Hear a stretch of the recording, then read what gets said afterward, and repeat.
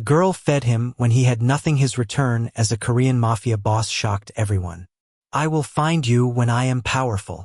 The bowl of rice cost her dinner that night, but it bought him an empire built on blood and promises. Jelani Sool, 14 years old, saw the terrified Korean boy hiding behind the abandoned shipping warehouse in Makoko. Her family survived on fried plantain sales and prayers. Her mother counted every naira twice. But she gave him her dinner anyway, every evening for weeks. No one asked her to. No one knew. She just did it. When the traffickers closed in, when Kite had to run, he made a promise too big for a boy with nothing. I will come back. When I am powerful. When I have money. I will find you. She laughed through tears, not because it was impossible, but because hope hurt too much to hold. Then tied her red string bracelet around his wrist, right over the dirt and desperation. 20 years vanished. Park Kite became Chairman Park, Seoul's ghost, ruler of ports and power, surgical in his violence, relentless in his search. 5 years hunting, millions spent. Investigators across Africa found nothing. Tonight, he'd walk into a community meeting in Makoko. Jelani would be there, leading the fight against displacement, still protecting her neighborhood with nothing but her voice. Neither new collision was seconds away. If you want to see how a bowl of rice toppled an empire and changed 2 lives forever, keep watching and click the subscribe button. Lagos, Nigeria. 20 years earlier. The heat was different back then. Sharper. The kind that stuck to your skin and never let go. Everyone in Makoko knew Jelani Sool. She was the quiet girl who helped her mother sell fried plantain after school.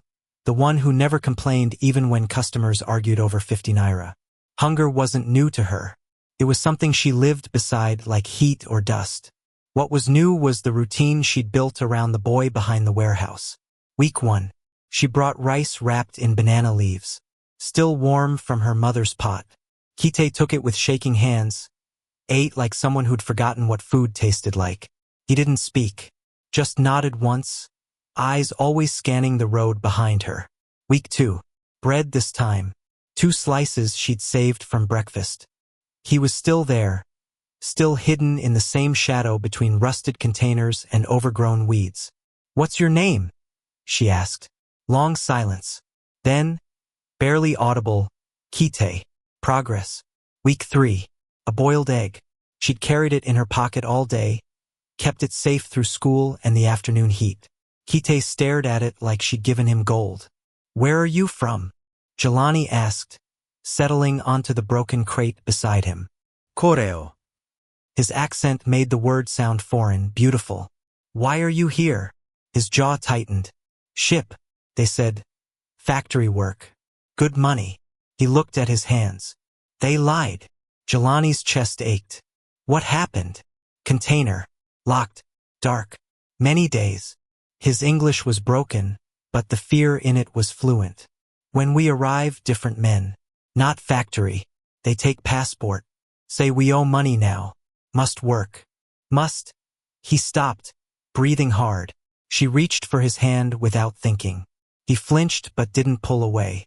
Men are looking for you? He nodded, eyes dark with something beyond fear. Terror. If they find me, we should go to the police, Jelani said firmly. Kite's reaction was immediate, violent. He grabbed her wrist, eyes wild. Not police. His voice cracked. Police know them. Work with them. You understand? Not police. Never. She understood. Week 5. The rain came like vengeance. Jelani fought her way through flooded walkways, water up to her knees, plastic bag clutched against her chest. She shouldn't be out in this. Her mother would be furious. But something pulled her forward. Instinct. Dread. She found Kite curled against the warehouse wall, shaking so hard his teeth clattered. Not from cold. From fever. Jesus, she whispered. His eyes were glazed, unfocused. Sweat poured down his face despite the rain-chilled air. Jelani didn't think. She pulled off her sweater, the good one, the only warm thing she owned, and wrapped it around his shoulders.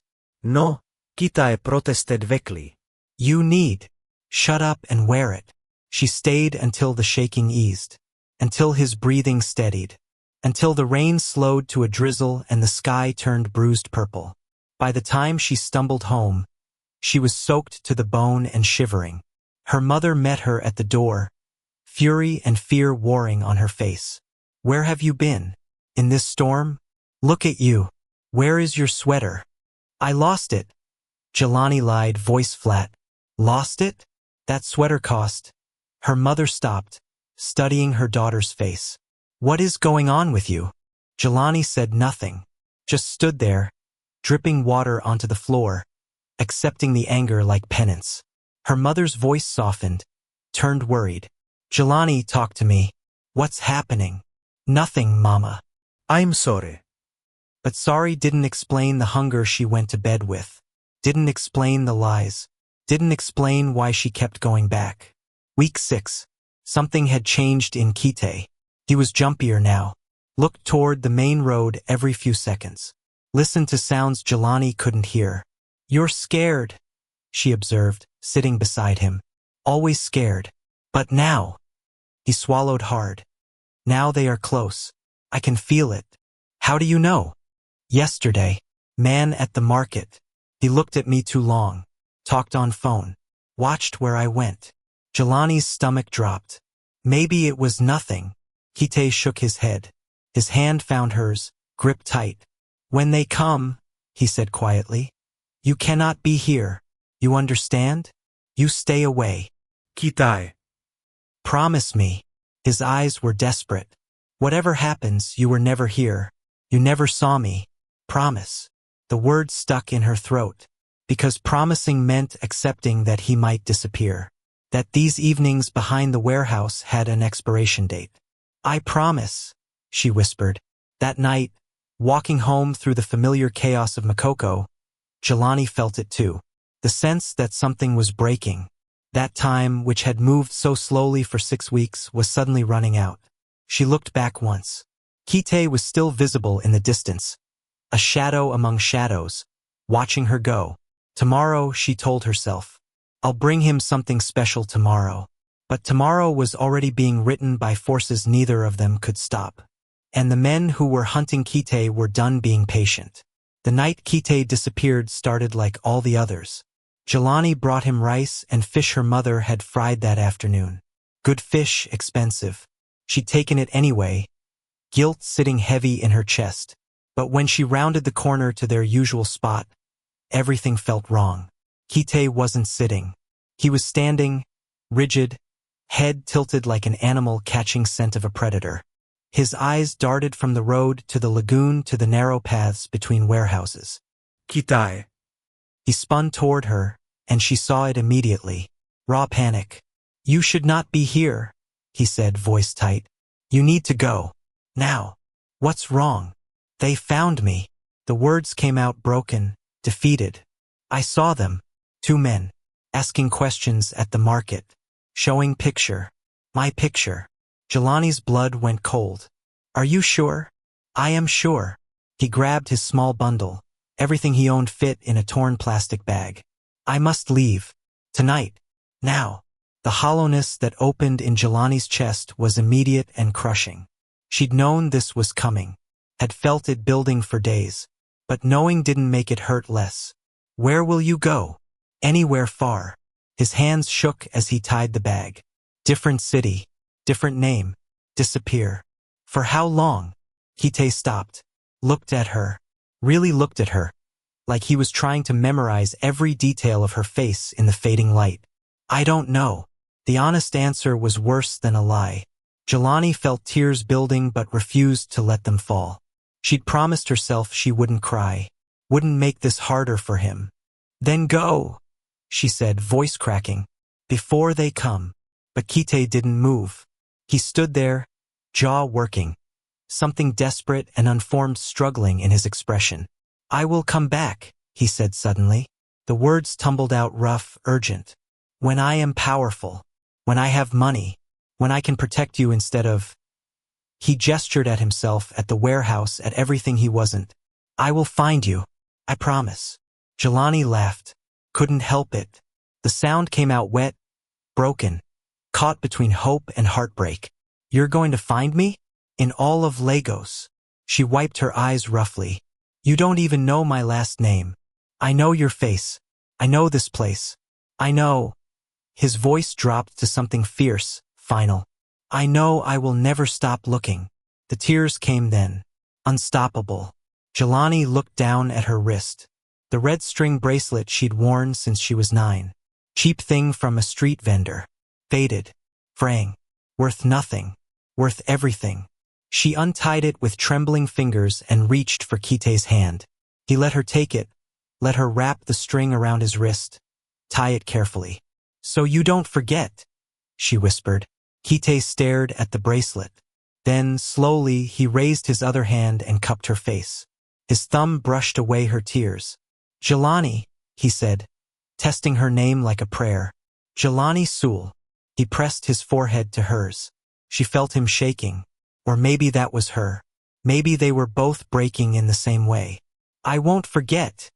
He breathed against her skin. I swear to you, I won't. Somewhere in the distance, voices carried on the wind. Men's voices, calling in a language Jelani didn't understand. Kite heard it too. His whole body went rigid. Go, Jelani said, pushing him back. Go now. He held her gaze one more second. 2. Then he turned and ran. She watched him disappear into the maze of containers and shadows, the red string bright against his wrist until the darkness swallowed him whole. Jelani stood there long after he was gone. Stood there as the voices got closer, then faded. Stood there as the moon rose and the night deepened and the lagoon whispered its endless secrets. When she finally walked home, her wrist felt naked. Empty. She went back the next morning. And the morning after that. For a week, she returned to the warehouse, carrying food she knew no one would eat, hoping for a miracle that never came. On the 8th day, her mother found her there. He's gone, isn't he? Her mother asked gently. Jelani nodded, unable to speak. Then let him go, baby. Let him go. But letting go was impossible, because somewhere deep in her chest, beneath the grief and the loss, a stubborn seed of belief had taken root. He promised. And Jelani Sewell had learned something about promises in Makoko. The ones that hurt the most to make were the ones people fought the hardest to keep. 20 years passed like a scar that never healed. Lagos, Nigeria. Present day. The city had grown taller while its people grew smaller. Jelani stood on the edge of Makoko, watching another skyline puncture the horizon. Glass and steel monuments to money she'd never see. Behind her, the community she'd grown up in shrank year by year, squeezed by development and greed and the relentless hunger of progress. She'd changed too. The quiet girl who sold plantain was gone. In her place stood a woman with a megaphone and no fear. A law degree earned in night classes while working 3 jobs. A reputation that made developers nervous and politicians careful. Jelani Sewell. Housing rights organizer. Professional thorn in the side of power. She'd fought 12 eviction orders in 5 years. 19. The losses haunted her more than the victories satisfied her. Today she was preparing for number 13. Her phone buzzed. Text from her team leader. Meeting tonight. Community hall. They're making their move. Jelani typed back. I'll be there. She looked toward the old warehouse district. Most of it was gone now, replaced by a shopping complex that sold things no one in Makoko could afford. But sometimes, in the early morning or late at night, she still thought about the boy she'd fed there. Kite. She assumed he was dead. Had to be. Boys like that, running from men like those, didn't survive. Didn't make it back. The rational part of her had accepted this years ago. But there was a small, stubborn corner of her heart that still waited. Still remembered the promise. Still felt the phantom weight of the red string bracelet she'd given away. Stupid, she told herself. You were 14. But 14-year-old promises had a way of leaving scars that 20 years couldn't heal. Seoul, South Korea. The same day, they called him Chairman Park in public. In private, in the smoke-filled rooms where real power moved, they called him the Ghost. The man who controlled half of Seoul's port traffic without appearing on a single corporate document. the one who ended problems before they became investigations. Park Kite wore his empire like armor, tailored suits, controlled movements, a voice that never rose but somehow commanded absolute obedience. His office overlooked the Han River, prime real estate, quiet power, the kind of view that reminded everyone who came here exactly who they were dealing with. He'd built this from nothing, from shipping container to kingpin, from starving boy to untouchable operator. The violence that paved his path was surgical, necessary, never gratuitous. He wasn't a monster, just a man who'd learned that mercy was a luxury only the powerful could afford, and he'd spent too many years powerless to forget the lesson. Every morning, the same ritual. Kite sat at his desk before dawn, opened the drawer that held nothing else, and removed the small wooden box. Inside, the red string bracelet, faded now, almost gray, frayed so badly he didn't dare wear it anymore for fear it would disintegrate completely. But he kept it close, kept it safe. He'd worn it for 15 years before age and where forced him to retire it. Now he wore it in memory, beneath his watch, against his pulse, a different kind of reminder. The ghost had two rules that governed everything. Never starve again. Never forget the girl who fed him. The first rule built his empire. The second rule consumed it. He'd spent 5 years searching, hired investigators across Africa, funded shell charities in Lagos, bought properties near Makoko just to have eyes on the ground, followed every lead, every rumor, every ghost of a possibility. Found nothing. Jelani had vanished as completely as he had. Different reasons, same result. But Kite was patient. Patience was how you survived trafficking rings, how you built criminal empires, how you waited for the perfect moment to strike. His phone lit up. His lieutenant, Minjun. Korean Development Consortium finalizing Lagos waterfront project. Makoko District. Luxury residential. Your approval needed for logistics support. Kite stared at the message. Makoko. His finger hovered over the screen. Every instinct screamed at him to refuse, to stay away from that place and the memories that lived there. But something else whispered louder, quieter. What if? He typed, send me everything. Full details. Community impact reports. Local resistance profiles. Everything. The response came instantly. Sending now. Kite opened the files, scrolling through development plans and profit projections and displacement statistics that meant nothing to him. Then he reached the section on local opposition. Primary resistance led by community organizer. See attached profile and media clips. He clicked the attachment. The video loaded. A woman standing in front of a crowd. Megaphone raised. Fire in her voice. They want to erase us, she said. But we are not invisible. Kite's hand froze on the mouse. The woman's face filled the screen. Older, harder, beautiful in a way that had nothing to do with softness and everything to do with strength forged in struggle. But the eyes, those eyes he'd know anywhere. The caption at the bottom read, Jelani Sewell, housing rights advocate. For the first time in 20 years, Park Kite's carefully controlled expression cracked. His hand moved to his wrist, to the place where the red string used to rest. I found you, he whispered. The announcement came through official channels first. Press release, corporate language, beautiful renderings of glass towers rising from reclaimed waterfront. Urban Renewal Initiative, Makoko Waterfront Development Project. A partnership for progress. Luxury apartments, private yacht docks, retail spaces, green corridors. All the words that meant one thing to developers and something entirely different to the people who'd lived there for generations. Erasure. Jelani read the proposal in her cramped office, rage building with every page. 42 families displaced. Relocated to subsidized housing 40 kilometers away. Compensation packages that wouldn't cover 6 months' rent. She picked up her phone. We fight, she told her team. Like we always do. 1 week later, the resistance moved fast. Jelani stood outside the community hall, surrounded by news cameras. She'd learned years ago that visibility was armor. Make enough noise, create enough witnesses, and the bulldozers had to wait. "This isn't development," she said into the microphone, voice carrying across the assembled crowd. "This is theft dressed in architecture. They're not building for us. They're building over us." The cameras ate it up. Local news, national coverage. By evening, the clip was everywhere. A reporter thrust another microphone forward. "The consortium claims this will bring jobs, infrastructure. They claim a lot of things," Jelani cut in. "But I've read the proposal. You know how many permanent jobs go to local residents? 12 out of 200. The rest go to imported labor and private security." She looked directly into the camera. "We're not asking for charity. We're demanding dignity. The right to exist in the city we built."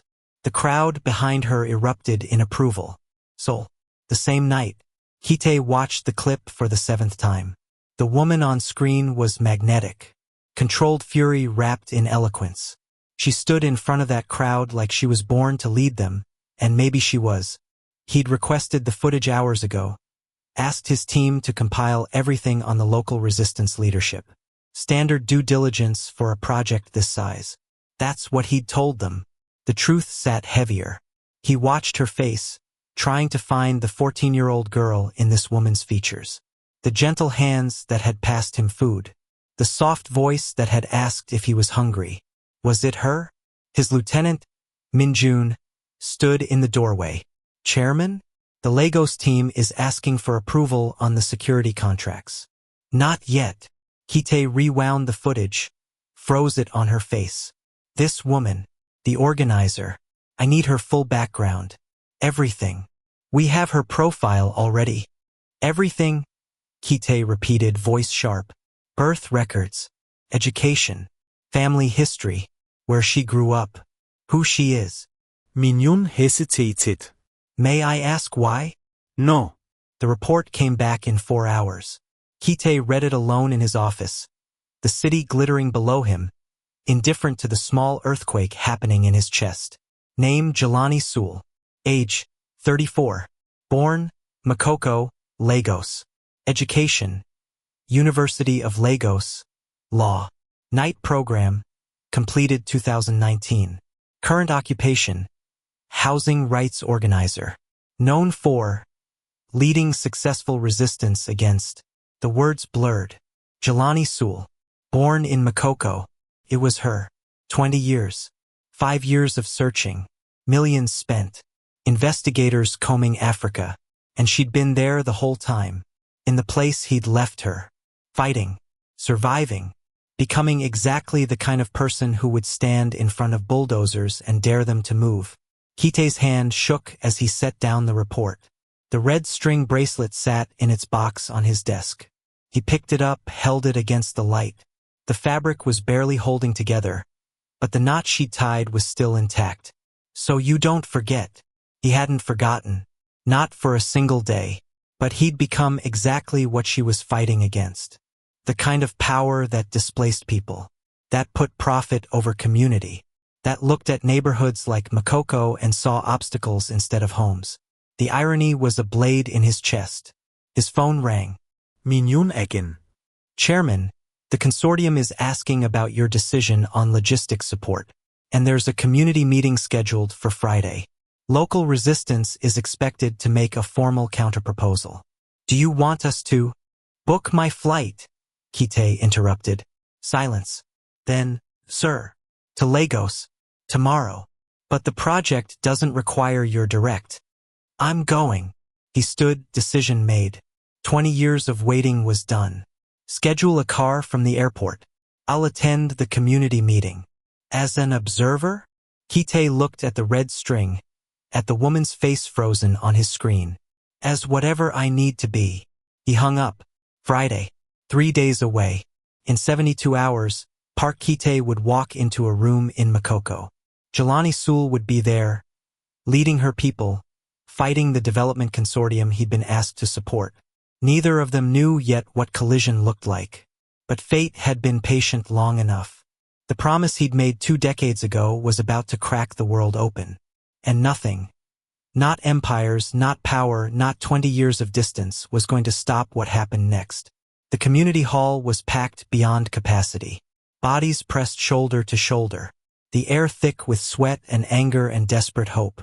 Overhead fans did nothing but push hot air in lazy circles. Jelani stood at the front. Notes she didn't need clutched in one hand. Microphone in the other. She'd done this before. Dozens of times. But tonight felt different. Heavier. Maybe because they were running out of time. They want to erase us, she said, voice carrying to the back of the room. But we are not invisible. We have lived here for generations. We have built businesses, raised children, created community on land they ignored until it became profitable. Murmurs of agreement rippled through the crowd. So when they come with their proposals and their promises, we remember, we've heard this before. We know how this story ends. She paused. Let the silence build. Unless we write a different ending. The applause started scattered, then swelled. Jelani felt it in her chest. The collective power of people refusing to disappear. Then the doors opened. The room shifted. Conversations died mid-sentence. Heads turned. A wave of awareness moved through the crowd like wind through tall grass. A man entered. Tall. Tailored black suit that cost more than most people here made in 6 months. He moved with the kind of calm that only came from absolute certainty, flanked by 2 men who scanned the room with professional precision. Security, or worse. Jelani's grip tightened on the microphone.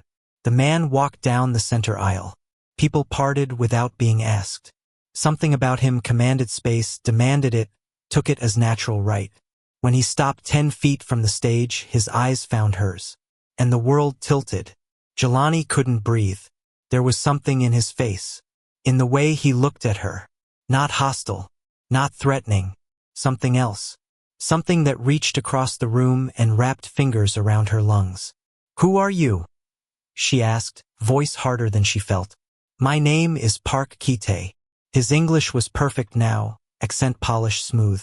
I represent interests connected to the development consortium. The room erupted. Shouts. Curses. People surging forward until his security stepped between him and the crowd. Jelani raised her hand, calling for quiet. Took a minute, but they listened. Then you're in the wrong room, she said coldly. We don't negotiate with. I'm not here to negotiate, Kite interrupted. His eyes never left hers. I'm here to stop the project. Silence crashed down. Jelani stared at him. What? The development. It won't proceed. I'll ensure it. Why? The word came out sharp, disbelieving. Why would you? Kite took a step closer. Then another. His security moved with him, but his focus was absolute. Locked on Jelani like she was the only person in the room. Because 20 years ago, he said quietly, a girl gave me everything when I had nothing. Jelani's heart stopped. That's not. She shook her head. That's not possible. Kite reached for his left sleeve. Slowly, deliberately, he rolled it back. The red string was faded almost to gray. Frayed. Barely holding together. But the knot was still there. Still tied exactly the way she'd tied it 2 decades ago. The microphone slipped from Jelani's fingers, feedback shrieking through the speakers. No, she whispered. Kite's expression cracked. Something raw and vulnerable breaking through the controlled surface. I promised, he said. I told you I would. The first gunshot shattered the window behind Jelani. The second took out the overhead light. Chaos detonated. Screaming. People dropping to the floor, scrambling for exits. Security shouting. More shots, impossible to tell where from, how many. Kite moved. 1 second he was 10 feet away. The next he was on the stage, arms around Jelani, pulling her down as glass rained like violent snow. They hit the floor hard. He covered her body with his, one hand cradling her head, the other braced against the ground. Stay down, he ordered, voice sharp with command. More gunfire. Closer now. The walls splintering. Jelani felt Kite flinch, felt his body jerk above hers. No, she started. I'm fine. Don't move. But when she looked up, blood was spreading across his sleeve. Dark. Vet. Too much. You're shot. It's nothing. His jaw was tight, eyes scanning the room with the kind of tactical awareness that came from experience she didn't want to imagine. We need to move. Now. He pulled her up, kept himself between her and the windows, and half-carried her toward the back exit. Behind them, his security engaged with whoever was shooting. Professional, brutal, efficient. Outside, sirens wailed in the distance. Getting closer. Kite pushed Jelani through the door into the alley, checked both directions, then looked at her with an expression that held 20 years of promises and fear and something desperate. I'm sorry, he said. For what? For what I became. For what's about to happen. He swayed slightly, blood dripping from his fingers. For coming back. Kitai. The sirens screamed around the corner, lights painting the buildings blue and red, and Jelani realized with sudden, terrible clarity that the boy she'd saved had returned. But he'd brought his wars with him. The penthouse sat on the 43rd floor of a building that hadn't existed when Jelani was 14. Floor-to-ceiling windows. Legos sprawled below like a living map of inequality. Luxury and poverty pressed against each other, separated by nothing but money and chance. She stood at the glass, arms wrapped around herself, watching the city she'd fought for become unfamiliar from this height. Behind her, Kite sat on the leather couch while a private doctor finished bandaging his shoulder. The bullet had gone through clean. Lucky, the doctor said. 2 inches lower and it would have hit the artery. Lucky. You should rest, the doctor told Kite, packing his supplies. No strenuous activity for at least a week.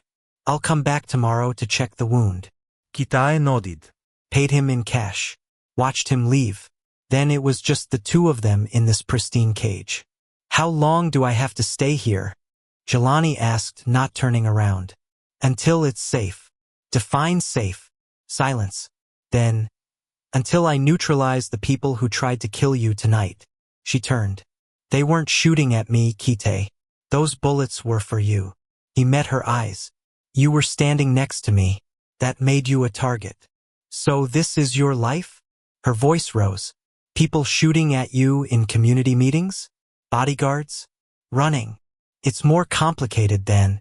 Then explain it. She crossed the room, stood in front of him. Who are you? Really? Kite leaned back, exhausted. The suit jacket was gone, shirt torn and bloody, bandage stark white against his skin. For the first time since he'd walked into that meeting, he looked human. Vulnerable. After I left Makoko, he started, voice low. I worked ships. Cargo routes. Learned how things moved, how money flowed. Learned who controlled what. He paused. Eventually I controlled it myself. Controlled what? Ports. Shipping. Logistics.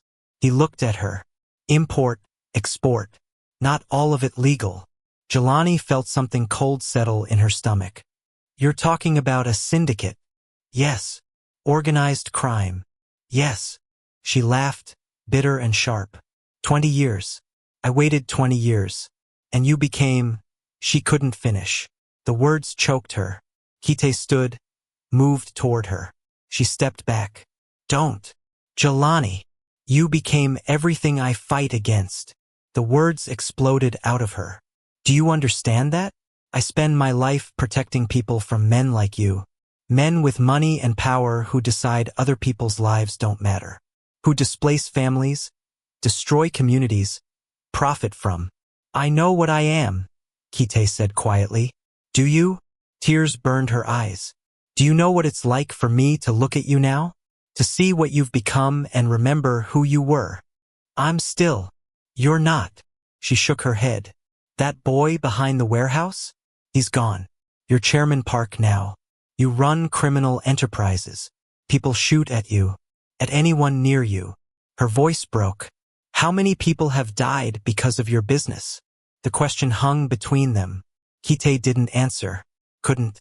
That's what I thought, Jelani whispered. I don't expect you to understand, he said finally. But I survived. The world made me choose between dying powerless and living powerful. I chose to live. At what cost? At every cost. He moved closer. This time she didn't retreat. But I never forgot you. Never forgot the promise. I built everything looking for you. Maybe you shouldn't have found me. The words landed like a physical blow. 3 weeks later, the penthouse became a gilded prison. Kite's men stationed outside. Cameras everywhere. She could leave, technically. But every time she tried, subtle pressure kept her in place. Not safe yet. Just a few more days. Please. Protection, he called it. Control, it felt like. But in the quiet hours, early morning, late night, something else grew between them. Conversations that lasted until dawn. His hand finding hers. The way he looked at her like she was the only real thing in his manufactured world. Jelani hated how easy it was to remember why she'd cared about him. Hated more that she still did. The pregnancy test sat on the marble bathroom counter. 2 lines screaming their verdict. Positive. Jelani stared at it until the lines blurred. 3 weeks. It had only been 3 weeks since he'd walked back into her life. Since she'd let him close enough to. Her hands shook. A baby. His baby. The child of a man who ran syndicates. Who had enemies that shot through windows. Who lived in a world where violence was business and power was currency. She thought of Makoko. Of the communities she'd fought for. Of the life she'd built on principles that felt impossibly fragile now. She thought of the boy behind the warehouse. The promise. The red string. The knock on the bathroom door made her jump. Jelani. Kite's voice. Concerned. Are you okay? She looked at the test. At her reflection. At the impossible choice forming in her chest. I'm fine, she lied. I'll be out in a minute. But she wasn't fine. And when she walked out of that bathroom, everything would change. She picked up the test, wrapped it in tissue, and opened the door. Kite stood in the hallway, still favoring his injured shoulder, worry etched in his features. We need to talk, Jelani said. His expression shifted. Recognition, fear, hope, all of it at once. Okay, he said softly. I'm listening. Jelani handed him the test without ceremony. 2 lines. Clear. Undeniable. Kite stared at it like it was written in a language he'd forgotten how to read. His fingers trembled as he held the small plastic stick, and for a moment he looked exactly like the boy she'd found behind the warehouse. Lost, terrified, hoping for salvation. Then his knees buckled. He didn't fall. Just sank slowly until he was kneeling on the expensive hardwood floor. Test clutched in both hands, shoulders shaking. Kite. I'm going to be a father, he whispered. The words came out broken, reverent, terrified. Jelani watched him, heart aching. Yes. He looked up at her, tears streaming down his face without shame. I don't know how. I don't deserve. Stop. She knelt in front of him, took his face in her hands. Listen to me. This ends now. What? Your empire. The syndicate. All of it. Her voice was steel wrapped in desperation. If you want us, if you want this child, you walk away from that life. Completely. Kite's breath caught. Jelani, it's not that simple. I have obligations. Enemies. People who will. I don't care. She pressed her forehead to his. Our daughter. Daughter. I know it's a girl. I can feel it. Her hands tightened. Our daughter will not grow up in a world where people shoot through windows, where her father's business is violence, where we live behind guards and cameras and fear. If I leave, they'll come after us. It's safer if I. There is no safety in that world. Her voice cracked. Don't you see? You can't protect us from something you're part of. You have to choose. The Empire or us. Silence filled the space between them. Kite closed his eyes. 20 years of building. Of climbing from nothing to untouchable. Of becoming powerful enough that the world couldn't hurt him again. All of it balanced against 2 pink lines on a plastic stick. When he opened his eyes, the decision was already made. I will burn it down, he said. The dismantling took 6 months. It wasn't clean. Couldn't be. Kite met with lieutenants in neutral locations, severed partnerships that had held for years. Some understood. Most didn't. A few tried to stop him. Those attempts ended badly. You're making enemies. Minjun warned after the third assassination attempt. People you could have kept as allies. I know, Kite said, loading his pistol with practiced ease. But I'm done building things on other people's suffering. The violence turned inward, against the empire he'd created, dismantling supply chains, liquidating assets, paying off debts and cutting ties and burning bridges until the syndicate's infrastructure collapsed like a house built on sand. His reputation shifted, no longer feared, now dangerous in a different way, the way cornered animals are dangerous, unpredictable, willing to sacrifice everything. By the 8th month of Jelani's pregnancy, it was finished. The ghost became a ghost. Park Kite, chairman, ceased to exist. In his place, a man with clean hands and empty bank accounts and a freedom he'd forgotten existed. The cost was everything he'd built. The reward was everything that mattered. Their daughter was born on a Tuesday morning in a private hospital Kite paid for with the last of his legitimate assets. 7 pounds, 3 ounces. Perfect. Jelani held her while Kite sat beside the bed, staring at his daughter like she was proof of miracles. What do we name her? Jelani asked. Kite touched the baby's tiny hand. She gripped his finger with surprising strength. Amara, he said softly. It means grace. Grace, Jelani repeated, testing it. Yes. She watched Kite with their daughter, saw the gentleness in hands that had done terrible things, and chose to believe in transformation. Not forgiveness, not forgetting, but the possibility that people could choose to become better than their survival had made them. 2 years later, the foundation's office sat in the same neighborhood Kite once ran from. Housing cooperatives, microloans, legal aid clinics. Everything the syndicate had destroyed, they rebuilt differently. Legally, slowly, with Jelani's principles guiding every decision. It was smaller than the empire, quieter, made no one rich, but it fed hungry children, protected families from displacement, gave people the tools to fight for their own dignity. Kite sat at his desk, second-hand, scarred, nothing like the mahogany fortress in Seoul, reviewing grant applications.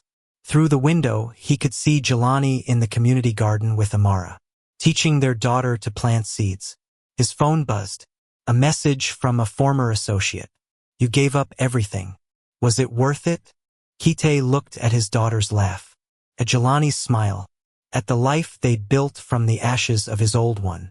He typed back. Everything I lost was already gone. This is what I found. He was no longer feared, but he was watched by people who wondered if redemption was real, if men like him could actually change. The answer, he learned, wasn't simple. Change was daily, imperfect, built in moments like these, watching his daughter discover earthworms, seeing Jelani lead community meetings without bullets, sleeping without guards for the first time in 20 years.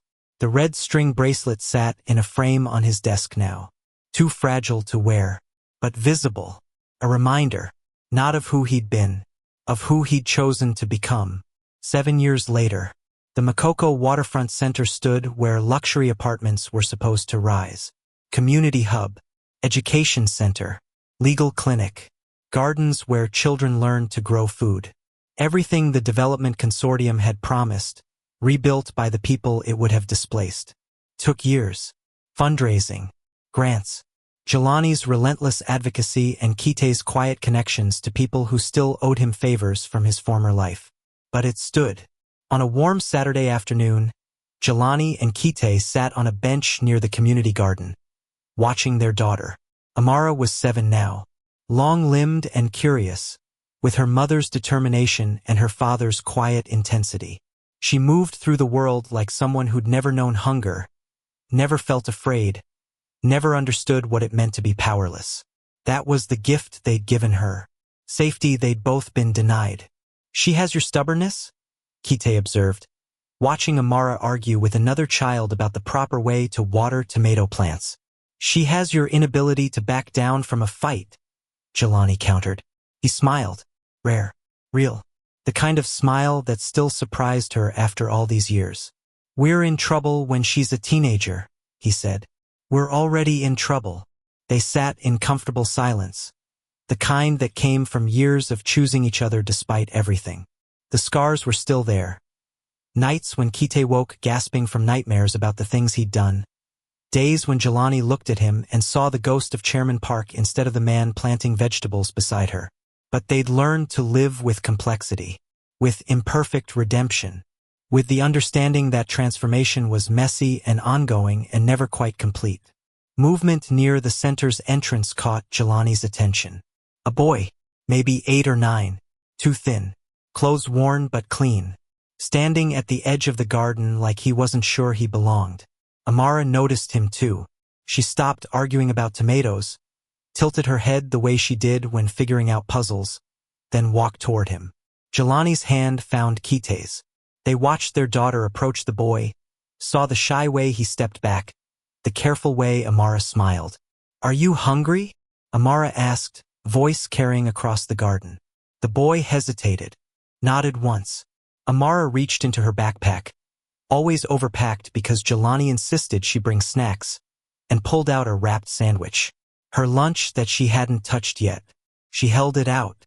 "It's okay," she said softly. "I already ate." She hadn't. The boy took the sandwich like it was precious, like he couldn't quite believe it was real. Amara smiled and sat down beside him. "What's your name?" Kite's hand trembled in Jelani's grip. "She doesn't know," he whispered, voice thick. "She doesn't know she's—" "Yes, she does," Jelani said quietly. "Maybe not the story, but she knows what it means to see someone hungry and choose to help." She looked at Kite. "We taught her that." They watched Amara talk to the boy, watched him relax, watched her pull out another snack and split it between them. History breathing again, but different this time. Not desperate, not running, not marked by traffickers and fear and promises made in the dark. This was kindness offered from abundance, from safety, from a child who'd been given enough love to overflow. "One bowl of rice," Jelani said softly. Kite finished the thought. Changed everything. He pulled the red string from his pocket. He carried it everywhere now, wrapped in protective cloth. Showed it to Jelani like he did sometimes when the weight of memory needed sharing. The fabric was nearly transparent with age, the knot barely holding, but it had survived. "Do you think she understands?" he asked. What that small choice became? Jelani watched their daughter laugh with the hungry boy, already planning how to help him, already building the kind of world she wanted to live in. "She will," Jelani said, "when she's ready, when she needs to know that kindness isn't naive, that it's the strongest thing we have." They sat together as the afternoon sun painted everything gold. Amara brought the boy to meet her parents, introduced him with the easy confidence of a child who'd never learned to be afraid. "This is David. Can he stay for dinner?" Jelani and Kite exchanged a look. 20 years collapsed into a moment. "Of course," Jelani said. "There's always enough." David smiled, small, uncertain, but there. That night they fed him, made sure he had a way to return, connected his family with resources, started the process of helping that would continue long after the meal ended. Later, after David had gone home and Amara was asleep, Jelani and Kite stood on their small balcony overlooking the waterfront center. Lights twinkled in the garden. Voices carried from the community hall where a meeting was running late. The city hummed with its endless chaos and beauty. "Do you regret it?" Jelani asked. "Everything you gave up?" Kite was quiet for a long moment. "I regret what I became in between," he said finally. "The years I was lost, the things I did." He looked at her. "But regret the choice to walk away? Never." He pulled her close and she let him. They'd built something impossible. Not perfect, never perfect, but real. An empire of kindness where an empire of violence used to stand. One bowl of rice 27 years ago planted a seed. And now it was growing everywhere. Kindness, once planted, never truly dies. It just waits for the right season to bloom again.